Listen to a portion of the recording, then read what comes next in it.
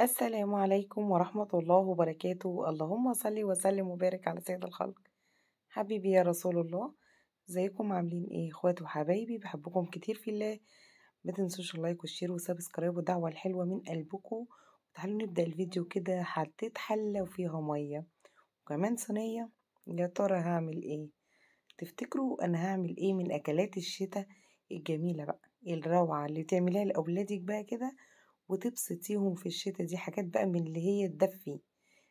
تنفع معاكي فطار وتنفع معاكي تحلية ويتعشوا بيها برضو، حاجة جميلة قوي. هنبدأ بقى اللايك كده ونصلي على الرسول وهنقول لكم هنعمل ايه مع بعض. حطيت حلة ونصها مية كده وغطيتها وسبتها مع نفسها تغلي. حطيت معلقة زبدة في الصينية. بعد ما الصينية سخنت معايا جامد حطيت معلقة زبدة كبيرة، وبعد كده حطيت فيها كيس من الشعرية. وهضيف حبة تاني لأن الكيس كان صغير، فهضيف حبة تاني لأن أنا هعمل الشعرية في الصينية دي. الحلة بقى دي هقول لكم هنحط فيها ايه دلوقتي، بس الأول نحمر الشعرية مع بعض كده لحد ما توصل للون الذهبي المكرمل ده الجميل. وهحط بقى حبة تاني من الشعرية لأن كان الكيس صغير، هضيف بس حبة كده تاني من الكيس ده بس كده. وهقلبها بقى وافضل احمر فيها. وحطيت كمان كزرولة كده مليتها مية علشان تغلي معانا، علشان نحطها على الشعرية. بصوا بقى الجمال عدى الكلام زي ما بيقولوا. حاجة كده يعني هتعجبهم أوي لو جربتيها. في ناس كتير قوي عارفة الأكلة دي ولحد دلوقتي عمالين تخمنوا أنا هعمل أكلة ايه. هتعرفوا دلوقتي أول ما أحط في الحلة دي القمح أو البليلة بتاعتنا. هنعمل بليلة. الله بقى على الأكلات دي. اللي عارف بقى الأكلات دي بتبقى من الصعيد ولا ايه يقول لنا. الأكلات دي يعني مش أي مكان بيعملها أو مش أي حد عارف بيها.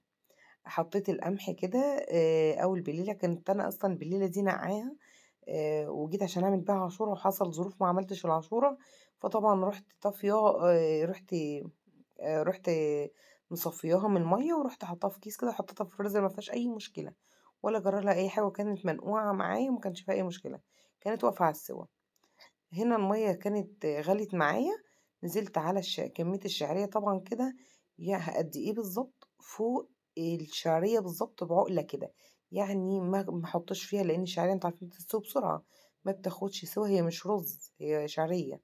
فمش هحط لها مية كتير، هي بس يا دوبك تغطي كده وش الشعرية بالظبط. وهبدأ ايه اسيبها بقى مع نفسها تستوي. واول ما تبدأ تشرب معايا كده هنزل عليها بالسكر عشان يتكرمل فيها كده ويبقى تحفة. هديها بقى السكر ده حسب الرغبة، زي ما انتي بتحبي هتحطي. انا حطيت السكر وطبعا دقتها لقيتها محتاجة سكر تاني، فحطيت فيها سكر. لان انتي ممكن تاكليها مش شرط تحطيها على البليلة، او هي ممكن تاكليها كده. يعني ممكن تعمليها قطعة، انت هتشوفها دلوقتي قطعة وتقدميها برضو كده لأولادك. تحفة بصراحة تحفة. بعد كده قلبتها خلاص، حطيت السكر وقلبتها. هنزل بقى كده بمعلقة من الفانيليا. لو عندنا فانيليا فانيليا بودر هحط كيس او كيسين. ما عنديش طبعا هنزل كده لان عندي سايلة. فهنزل بس الفانيليا اللي عندي، كان عندي حبة كده في الازاز اخر حاجة. فنزلت بيهم كلهم حوالي بصوا يعني ربع معلقة كده او نص معلقة. نزلت بيها اهو. وكمان هملى الازازة بقى عشان ناخد بقى الريحة اللي فيها. لازم تبقى طعمها كده واخد من الفانيليا، وتحسي ان انت عاملة كيكة كده مش عاملة شعرية. بس هقلبها بقى واسيبها تتشرب خالص، وبعد كده هرفعها من على النار. موضوع سهل جدا اهو، وحاجة اقتصادية. احنا بندور على الاقتصاد على قد ما نقدر وبنعمله لكم. يعني ده فطار، انا بالنسبة ليا ده كان فطار. يعني انا كنت عاملاه كده عشان نفطر بيه. تغيير بقى من الفول والطعمية والشاي واللبن، ان احنا بنعمل لبن الصبح وفطير وجبن والكلام ده. فده تغيير، ده فطار حلو جدا ومغذي جدا جدا جدا لولادك. وكمان حاجات يعني اقتصادية. انت ممكن الفطار ده تفطري منه يوم واتنين وممكن 3، ولو قعدت مش بيجرى لها أي حاجة في التلاجة. وبتطلعها وتسخنيها بنفس الطريقة دي باللبن، وتسخني البليلة وتبصي تلاقي طعمها تحفة بصراحة. إحنا فطرنا بيها حوالي يومين 3 أيام، بصراحة جميلة، تفطري بيها، تتعشي بيها. بُصّوا خلاص الشعرية قرّبت تخش على سِوَى، حطيت بقى اللبن، كان عندي كيلو لبن كده في الفريزر طلّعته وحطيته في اللبّانة وسِبته بقى على النار كده على النار هادية يفُك. الشعرية خلاص خلصت معايا، استوت، هانزل بقى عليها كده دلوقتي. ممكن تسيبيها كده، ما تحطّيش عليها أي حاجة تاني، لكن أنا حابة أحط عليها جوزة الهند كده، علشان لو حبينا ناكل منها قطعة بدون بليلة وكده، فإحنا ممكن ناكلها كده، يعني من غير ما نحطها على البليلة، فناكلها قطع كده عادي، وتقدّميها كده تبقى شكلها شيك جدًا وطعمها تحفة، تحفة، تحفة. ما تنسيناش بقى في اللايك لو وصلت لحد هنا والفيديو عجبكم، ما تنسوش اللايك.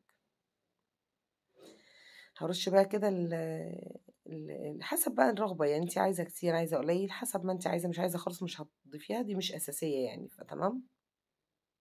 بس كده، أنا كان جوزة الهند ناعمة جدًا عاملة زي السكر، فرشيته وغطيت الشعرية بتاعتي من فوق كده بيها، وبتدّيكِ طعم بصراحة جميل جدًا، جدًا مع البليلة. بس كده خلاص خلّصنا الشعرية، هاسيبها بقى تبرد، وبعد كده أكون خلصت كده البليلة واللبن يكون غلى وأقطّعها بعد كده. البليلة خلاص استوت معايا أهي زي ما أنتم شايفين، هارفعها بقى كده من على النار. الكاميرا معلش كانت لفِّت. هابدأ بقى أقطّعها كده،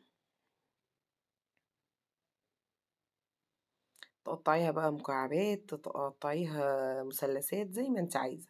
التقطيع والتقديم دي أنا بادّيكِ الفكرة، والتزيين، التقطيع دي حسب الرغبة وزي ما حضرتِك طبعًا بتحبي. خلاص كده زي الفل. هي كمان لو بردت أكتر يعني كل ما تبرد كل ما تبقى قطع معاكِ. يعني أنا دلوقتي هي لسه سخنة برضه ما كانتش بردت خالص.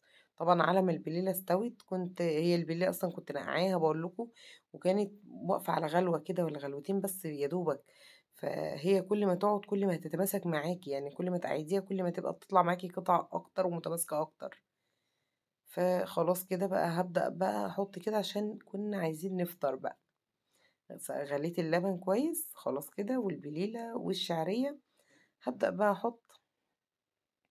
الأكلات دي بتدفي جدًا في الشتا، من الأكلات الحلوة في الشتا، يعني تغيير، يعني لو عملتيها تغيير بدل الفول والطعمية الصبح من غِذا حاجات حلوة، حاجة حلوة هياكلوها وهتعجبهم جدًا. خلاص كده بقى البليلة، أحط بقى البليلة وبعد كده هانزل عليها بالشعرية بقى واللبن، ونحط بقى السكر طبعًا ده حسب الرغبة. أنا كنت حاطة سكر في الشعرية بس ما كنتش مكترة، يعني كنت ضابطة السكر بتاعها، علشان لو حد حب ياكل منها قطع كده من غير ما يحطها على البليلة تبقى مسكرة يعني فاهميني، ما تنفعش يتحط عليها سكر حصى، تمام، أو سكر حبيبات. خلاص كده بقى هابدأ أحط عليها اللبن. يا الطبق ده في الشتا بقى ما اقولكوش، والمطرة بقى بتمطر برّه، بيبقى تحفة. أنا اليوم ده أنا كنت عاملاها يوم المطرة، إن أنا عملت البليلة دي وأمّا الدنيا كانت سيول ومطر عندنا هنا، فطبعًا فرق معانا لمّا نفطر حاجة زي كده تدفينا الصبح، بألف هنا وشفا. ما تنسوناش بقى في اللايك لو الفيديو عجبكم، ولو الفكرة عجبتكم، دي فكرة فطار جديدة حلوة يا رب تعجبكم. دعموني بالاشتراك والكومنتات بتاعتكم اللي بتفرحني، ربنا يفرحكم يا رب. وما تنسوناش اللي ما اشتركش في القناة اشتركي يا جماعة، والله العظيم نسبة المشتركين عندي، نسبة المشاهدين بدون اشتراك 96%، قسما بالله 96% بيشاهدوا من غير ما يشتركوا. تمام، طب ليه؟ يعني مش فاهمة ايه الغرض في كده، بس ربنا يصلح حالكم ويهديكم يا رب ويقدر لنا الخير لينا وليكم إن شاء الله. وأنا سعيدة جدًا إن أنتم بتتفرجوا عليَّ، والمتابعين بتوعي ناس محترمة جدًا. ويا ريت، يا ريت، يا ريت الدعم والاشتراك، الدعم والاشتراك فضلًا وليس أمرًا. واستودعكم في رعاية الله، ومع السلامة. أشوفكم في فيديو جديد إن شاء الله. باي باي.